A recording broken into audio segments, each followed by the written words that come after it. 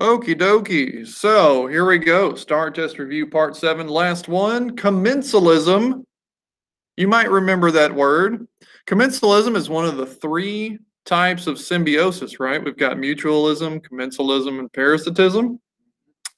All right. So remember the difference between each. All 3 they're all interactions between 2 different species.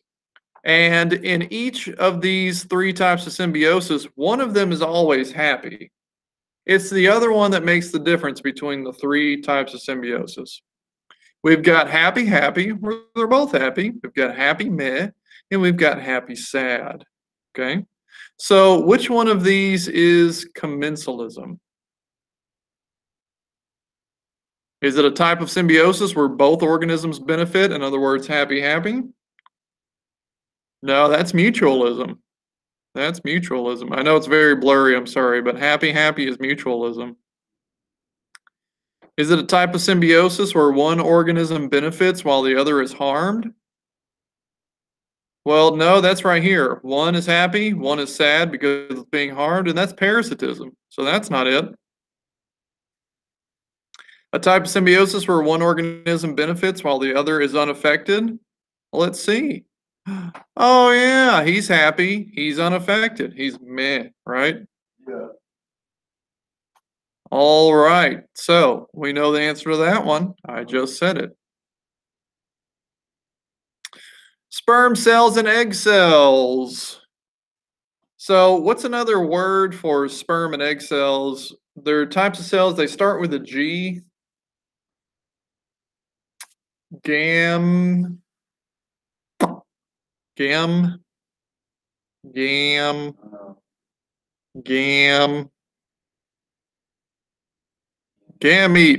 Okay. So sperm and egg cells, also known as gametes. What's true about them? Are they made as a result of mitosis? Are they not made as a result of meiosis? Are the mutations in these cells passed to offspring, or mutations in these cells do not get passed to offspring? So are cells made during mitosis? I'm sorry, these cells, are the gametes, sperm and eggs, are they made during mitosis? They are not, okay? Remember, sperm and egg cells are only made during a process we called meiosis. Meiosis is the only point of doing that is to make sperm and egg cells. Your body only does that to do that, okay? Cells that are not made during meiosis, that's not true either because they are made during meiosis. Mutations in these cells get passed to offspring. Well, if there's a mutation in the DNA of the sperm or the egg, and when they combine to make this thing we call the zygote, which eventually turns into you, then yeah, if there is a mutation in this DNA, that is going to end up in the offspring. Because all the offspring's DNA come from the sperm or the egg. So that's it. Mutations in these cells, they do get passed to offspring. All right, next one. Natural selection. So we know what natural selection is. What's happening in this picture? There's a bird and some mice of different colors. And then there's less mice. And when they repopulate, what's the difference between now and when we first started in terms of the mice? There's more gray and there's less brown, right? Why are there more gray?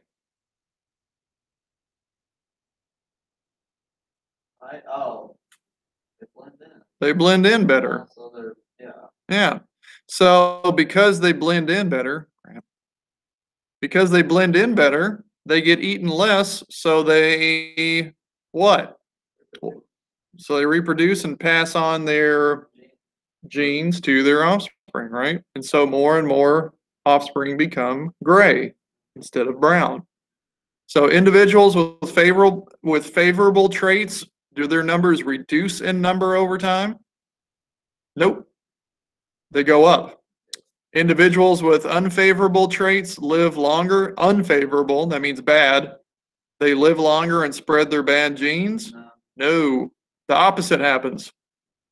They live shorter, they spread their genes less. Individuals with less favorable traits learn to improve their skills during their lifetime. So do the brown mice learn to become more gray during their life? No.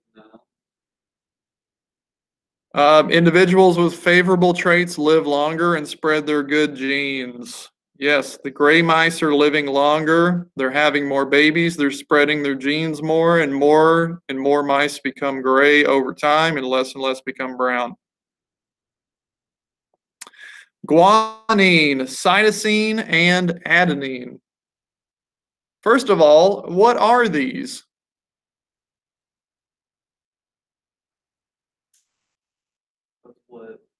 Guanine, cytosine, and adenine.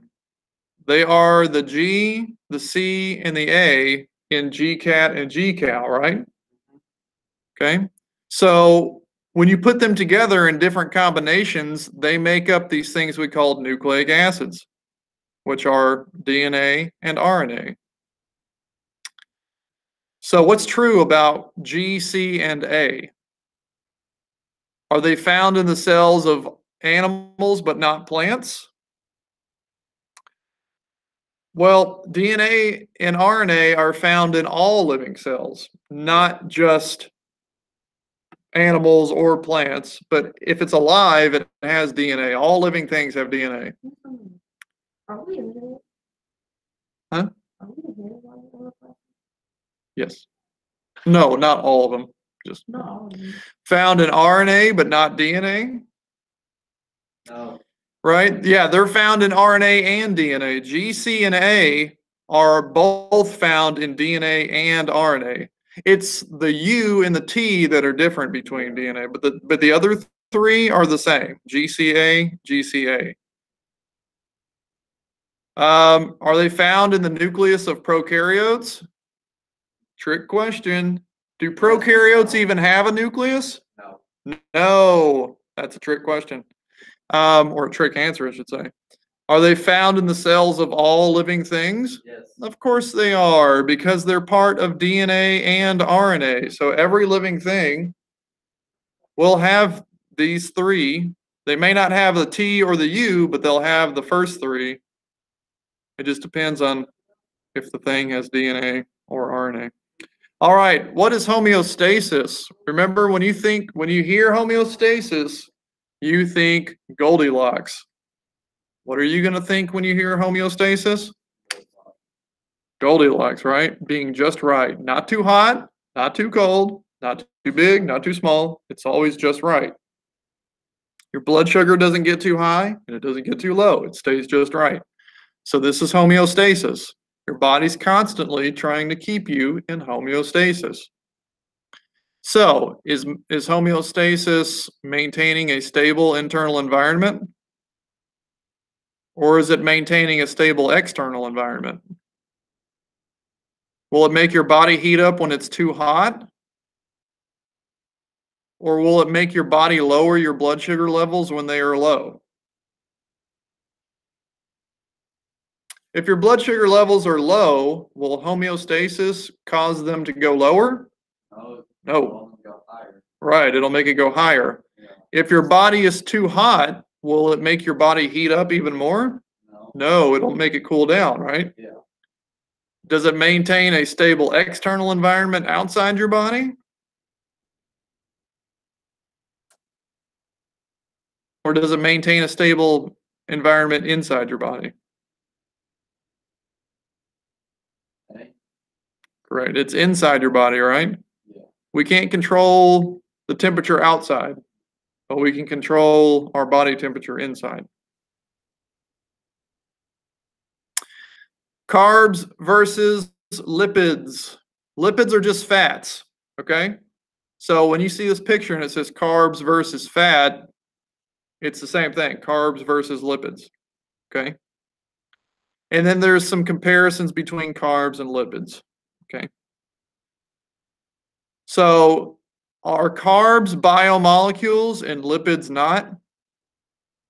No, carbs and lipids are both biomolecules. Remember, there's only 4 biomolecules. Carbs, it's just like what's on the nutrition label.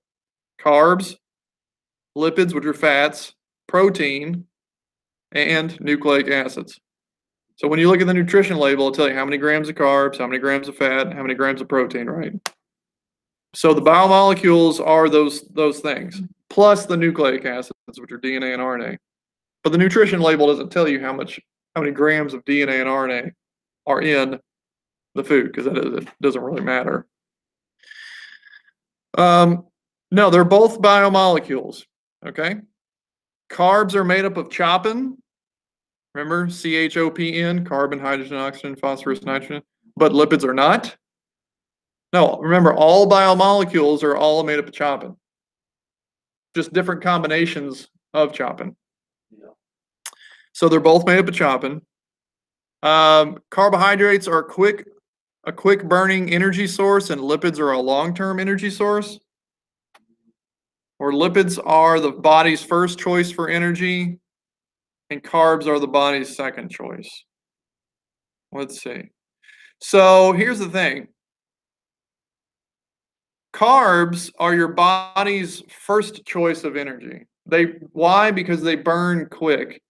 Imagine carbs as gasoline and lipids are logs on a fire. If I pour gas on a fire, it's a big explosion, but then it's gone. However, if I throw a log on a fire, it burns for a lot longer. So lipids are like logs on a fire. Your body's first choice for energy is not the slow burning stuff, it's the fast burning stuff. It burns off the quick stuff so they can be available easily, quickly. And that's what C says. Carbohydrates are a quick burning energy source and lipids are long. Just remember, carb quick, lipid long. Can you remember that? Carb quick, lipid long. Crossing over. Because remember what crossing over is? So this is shuffling the deck. Remember, when we do meiosis, we make sperm and egg cells. But before we put DNA into a sperm cell and before we put DNA into an egg cell, we shuffle the DNA like a deck of cards. That's what crossing over is. It's the shuffling of the DNA to mix it up and make it random. Why? So that the DNA in this sperm is a little bit different from the DNA in that sperm, which is a little bit different from the DNA in that sperm. Right? Because there will be like 1 billion sperm all headed toward one egg. But each sperm cell has a slightly different hand of cards or a slightly different set of DNA. Why? Because before we put them in the sperm, we shuffled the deck and dealt the cards, and each sperm has a different hand. So that's what crossing over is. So is that the swapping of genes between chromosomes and sperm and egg cells? Yes, it is, right? So here are chromosomes, and then they swap genes, they shuffle. So yes, that is something that happens. Does it occur during meiosis? Yes, because meiosis is the process of creating sperm and egg cells. So this is happening during that process of creating sperm and eggs.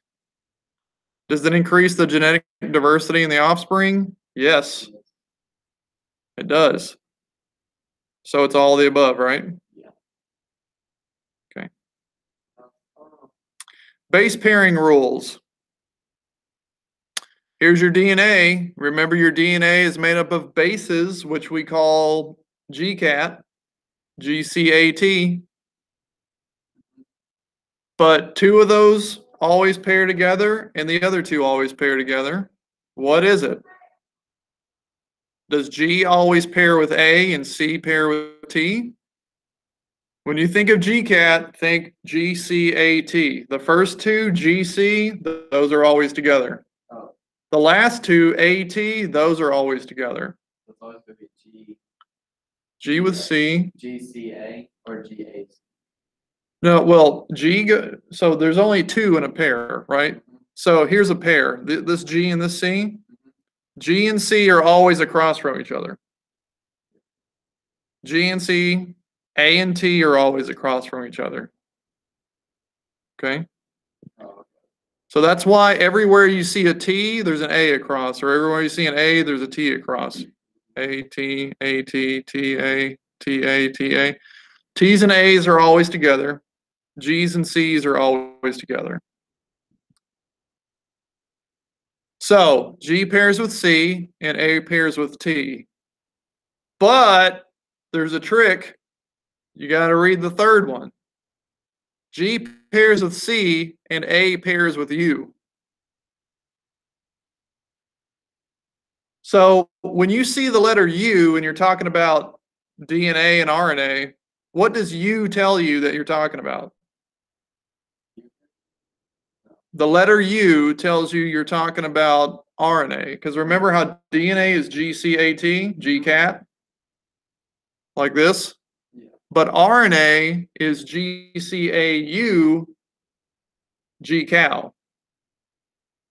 So if we're in RNA, G still pairs with C, just like it does in DNA. But because there is no T in RNA, A pairs with U in place of T. Make sense? Yeah. Okay, so both B and C are correct.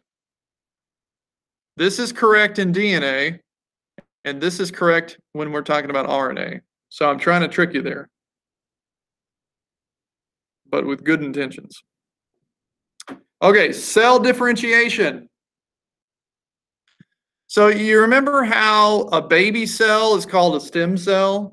Like when a cell is brand new and it just got made, for a brief moment, Zaria, for a brief moment, that brand new baby cell that just got made is what we call a stem cell. Stem cells have all the DNA that they need to become whatever type of cell they're going to become.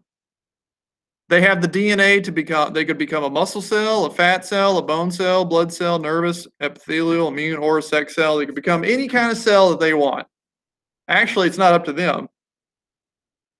But then something happens in the environment which triggers the activation of certain genes. So even though this stem cell has all the genes it needs to become any of these types of cells, it only becomes one of these types of cells.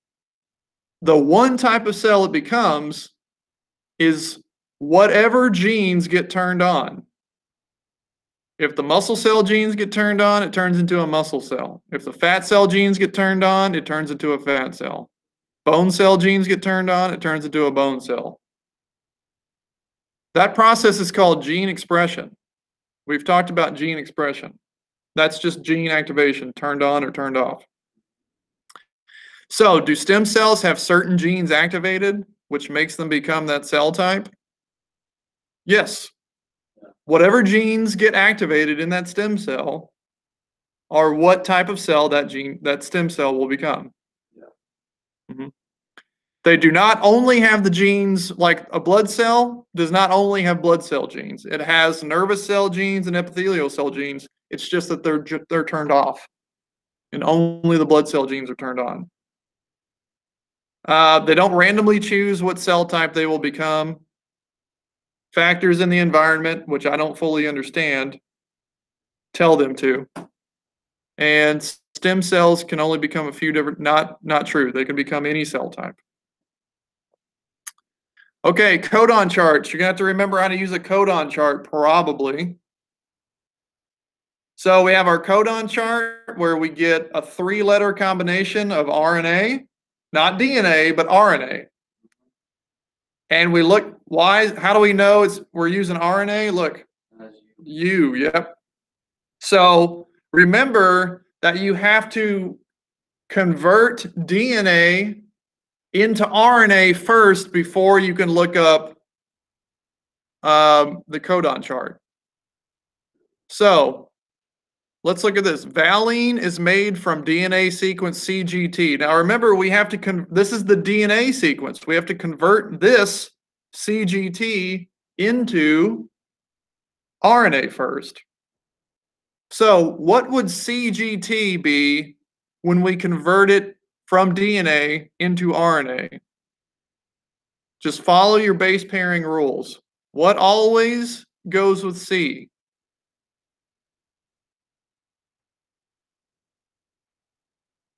Which nucleotide always pairs with C? It's G. Remember, G and C are always together. So this C will be rewritten as a G. This G will be rewritten with its complement, which is C. And T will be rewritten as its complement, which is A. So this will be G, C, A. Now let's look at GCA and find out if that makes valine. So we look up the first base G here, the second base C here, and the third base A here, and it makes alanine, so that's not right. We were trying to find valine. Okay. But that tells us to make, this DNA sequence doesn't tell us to make valine, it tells us to make alanine. So let's try the next one. Cysteine, which is another amino acid, is made from the DNA sequence ACG. So let's convert DNA into RNA. What does A always pair with? What's its complement? What's A? Yeah, what does A always pair with? T? Oh, no, T. T. Yeah. But remember, in RNA, is there a T? No. What is there instead? A U? A U. So this will be rewritten as U. What will C be rewritten as? G. G, and G will be rewritten as C. So this will be UGC. Let's look up UGC. First base U here. Yeah. Second base G here. So it's going to be somewhere in this box. And then C, cysteine. Is that not what we're looking for? Cysteine is made up from, yep. So that's it. Oh, this. Just remember to convert DNA into RNA first. And remember that you're using RNA, so there's a U instead of a T. And then you just look it up, first, second, third. Okay, so viruses, we're going to select all that are true. So you're going to select multiple choices here. If there can be more than one answer. Okay. So here's the virus. Remember, it's much smaller than bacterial cells, which are much smaller than our cell. This is like a red blood cell of ours. Okay. So this is a typical eukaryotic cell. And this is a typical prokaryotic cell, like a bacteria. And this is a typical virus. Do viruses need a host cell to reproduce? Yeah. Yes, they cannot reproduce on their own. So we would check that box. Are viruses considered living things? Are they alive? Yeah. But, no. No, they're not. No. Don't forget that viruses are not a living thing. They're just like think of them like a speck of dust floating in the air. They're just floating around, okay? Yeah, they'll make you sick if they get inside of you, but they're not alive.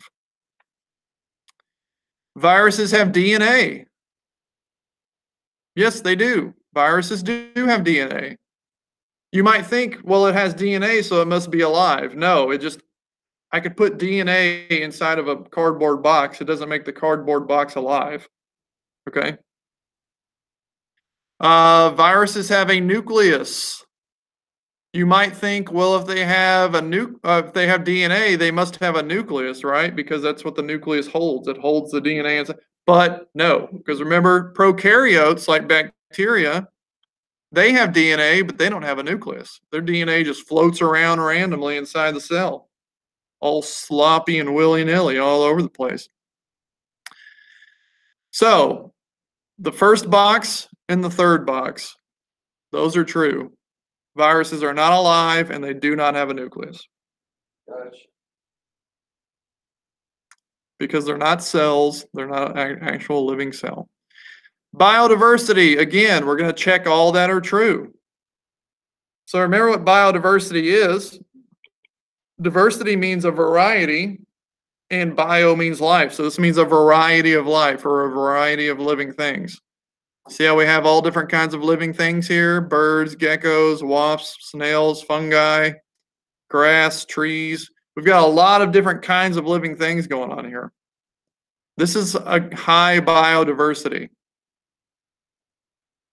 So let's check all that are true. A high number of individuals of the same species is high biodiversity. Read that carefully. A high number of individuals of the same species. If I have 1,000 rats, that's not, just because there's a lot of them, that doesn't mean that's biodiversity because they're all the same. Okay, that's not a variety of things, it's just a lot of something. There's a difference between amount and variety. So it's not that. More different species living together is high biodiversity. Yes, different species living together and more of them is high biodiversity. So check that one. Low biodiversity, does that mean greater ecosystem resilience? Well, what is resilience? That's your ability to take a hit, take a licking, and keep on ticking. Low biodiversity is like a cornfield. It's all corn. It's 1,000 acres of corn. But what happens when locusts come in that eat the corn? It's decimated. The entire ecosystem is gone. But what happens if like 1,000 acres and 1 acre is corn and 1 acre is something else and 1 acre something else and 1 acre something else?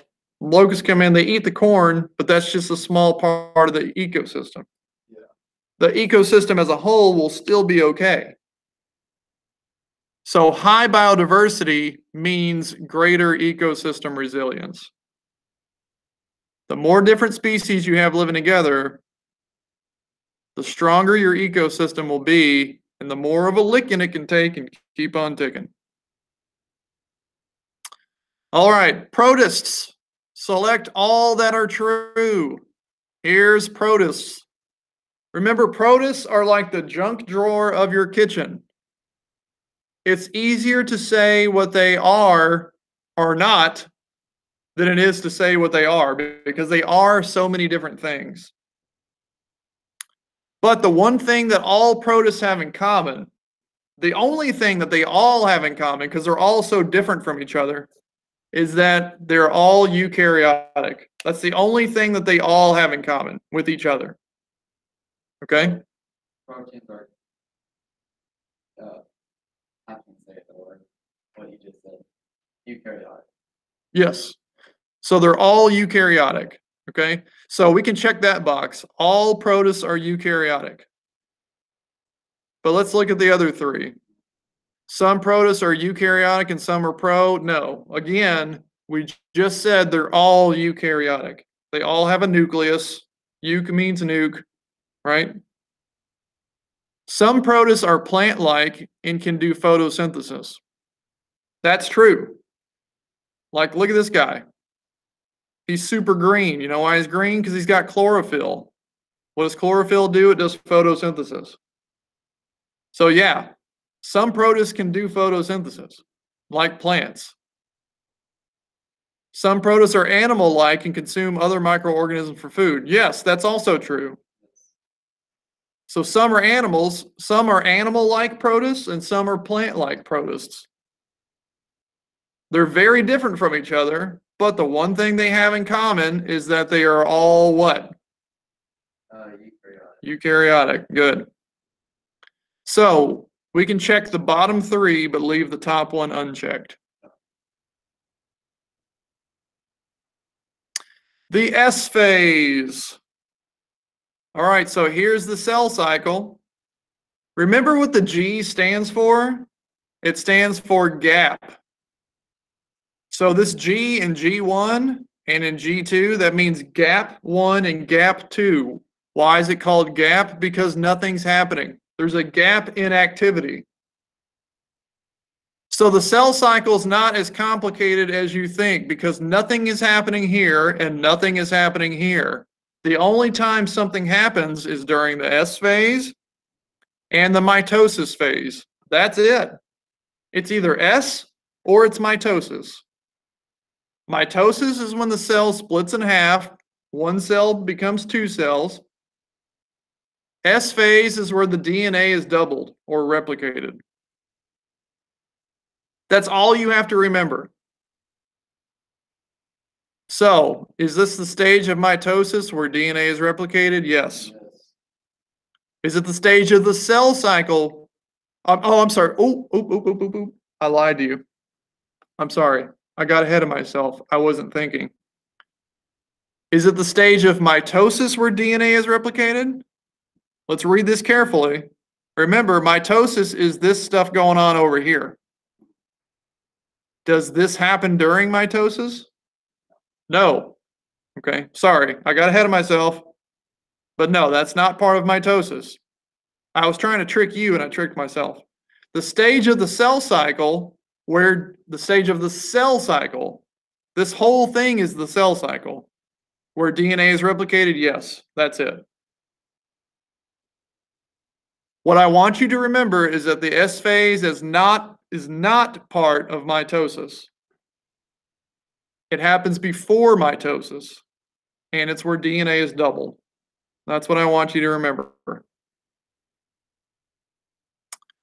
Plant cells versus animal cells. Another important distinction you're going to probably need to make. Now, they are exactly the same, except for two things. Let's see what those things are. Do animal cells have a nucleus, but plant cells do not? No, they're both eukaryotic, right? Yeah. Everything's eukaryotic except for bacteria. That's the easiest way to remember it. Unless it's a bacteria, it's eukaryotic. And if it's a bacteria, it's prokaryotic. So these are not bacteria, so they are eukaryotic. They have a nucleus, both of them. So it's not A. Animal cells have a cell wall, but plant cells do not. Look at the animal cells. Now we have this, but that's not a wall, that's a membrane. Plant cells, they have a membrane, that thin line right here, that real thin one, that's the membrane, but that thick green one there, that's the wall. So they have a membrane and a wall. Don't worry about it. Don't worry about it. We're going to hate our country just for one day. I'm sorry. I love you, America. Please forgive me. Animal cells have mitochondria. Plant cells do not. No, animal cells have mitochondria. There they are. Those little weird bean things. But plant cells do too, right? Good. Plant cells have a cell wall and chloroplasts. Animal cells do not. That's it. Plant cells have this thick cell wall. Animal cells don't. They have these green chloroplasts where photosynthesis happens. Animal cells don't because they don't need them because they don't do photosynthesis. Last one. Nitrogen cycle. Check all that are true. So we're going to check multiple ones. All right.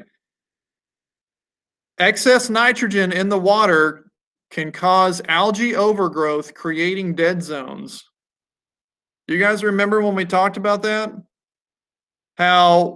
Remember, nitrogen is something that plants need. It makes plants grow like crazy. It's like steroids for plants. That's kind of what nitrogen is. It helps plants to grow big and strong. But the problem is that when farmers just lay down a whole bunch of nitrogen on top of their soil and then it rains, the rain carries all that excess nitrogen into the water supply, and that makes plants in the water grow like crazy, which plants in the water are algae. So it makes algae grow like crazy. That's not the problem. The problem is when that algae dies, there's bacteria that eat the algae, and those bacteria are the real problem.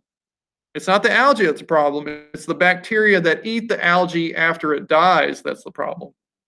And then the bacteria suck all the oxygen out of the water. With no oxygen in the water, fish can't breathe and they suffocate and they die. So it kills off, and that creates what we call a dead zone. So that is true. Excess nitrogen in the water does cause algae overgrowth, which creates dead zones. Can plants absorb nitrogen from the air around it? No. Remember, the plants, there's nitrogen in the air. 78% of the air is nitrogen. Yeah. But Thank you. It's a great day to be alive. that was a long moment of silence. Plants cannot absorb any nitrogen from the air, even though there's so much of it in the air. It has to be what we call fixed first. It has to be, what that means is that it's turned into a form that plants can use. What fixes this bacteria? I'm sorry, what fixes this nitrogen? It's bacteria and lightning, two things. So plants cannot absorb nitrogen from the air around it, so don't check that box. Bacteria in the soil fix nitrogen into a form plants can use. That is true. These nitrogen-fixing bacteria. Lightning can fix nitrogen into a form plants can use. Also true.